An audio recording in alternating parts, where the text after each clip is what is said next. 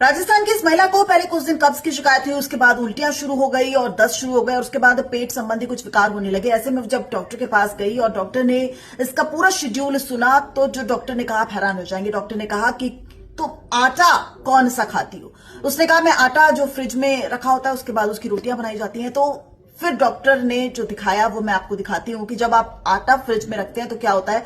और आटे की वजह से इस महिला के पेट में डाइजेशन की प्रॉब्लम हो गई और इसे पचाने में बहुत ज्यादा दिक्कत आने लगी और उसकी वजह से उसको ये तमाम समस्याएं हो गई। दरअसल ये आटा जो है वो 2-2, 3-3 दिन तक फ्रिज में रख देती थी और उसके बाद देखिए जो फ्रिज में आटा यानी 24 घंटे से ज्यादा अगर आप आटा फ्रिज में रखते हैं तो उसके बाद उस आटे का क्या हश्न होता है। देखिए किस तरीके से जब स्कैन किया गया तो देखा गया कि 24 घंटे बाद जब आटे को फ्रिज से निकाला गया और देखा गया छोटे छोटे बैक्टीरिया और फंगस जो है वो आटे में मौजूद था। और ये तब था जब रात को आटा रखा और सुबह आटे को निकाल लिया। यानी कि सोचिए इतने समय में ही आटे की यह हालत है। और 2 या 3 दिन जब वो आटा फ्रिज में रखती थी तो आटे का क्या हालत होता होगा, कितना फंगस और बैक्टीरिया इसके शरीर में पहुंच गया होता है और इस वजह से इसकी ये हालत हुई। अगर आप भी ऐसा करते हैं तो आपको सावधान होने की जरूरत है।